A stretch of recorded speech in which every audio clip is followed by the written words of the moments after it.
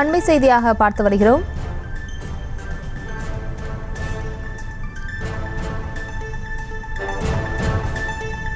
நம்பிக்கையில்லா தீர்மானம் கொண்டு வந்த கவுன்சிலர்கள் தலைமறைவாகியிருக்கின்றனர். காஞ்சிபுரம் மேயருக்கு எதிராக நம்பிக்கையில்லா தீர்மானம் கொண்டு வந்துவிட்டு கவுன்சிலர்கள் தலைமறைவானதாக தெரிவிக்கப்பட்டிருக்கிறது. கவுன்சிலர்கள் யாரும் வராததால் தீர்மானம் மீதான வாக்கெடுப்பில் யாரும் பங்கேற்கவில்லை.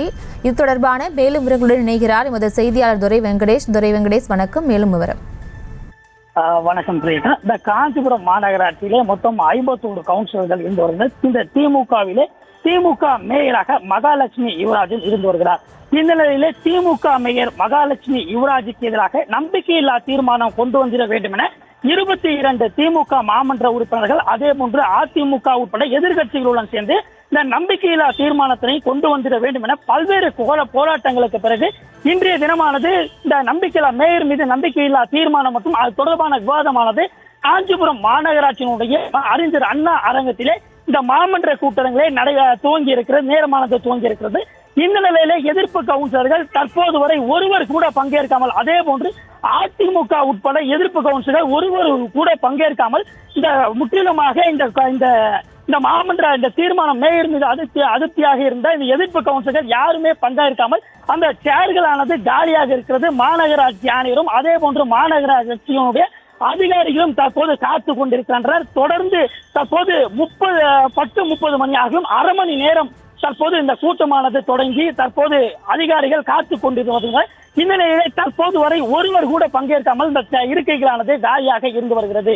ஏற்கனவே தொடர்ந்து இந்த தலைமை ஏற்கனவே அறிவுறுத்தத்தின் அடிப்படையிலே இந்த எதிர்ப்பு கவுன்சிலர் திமுகவை சார்ந்தவர்கள் தற்போது நேற்று முன்தினம் சுற்றுலா சென்றனர். இந்த நிலையிலே தற்போது நேற்று வரை இயங்கியிருந்தார்கள் என்பது நமக்கு ஈஸியாக இருந்ததாக சொல்லப்படுது. தற்போது ஒருவர் கூட தங்கள் அழைப்பை ஏற்கவில்லை. இதனால் அவர்கள் தலைமறைவாகி தற்போது எங்கிருக்கிறார்கள் என்பது குறித்தான தகவல்கள் நமக்கு தெரிய வரவில்லை.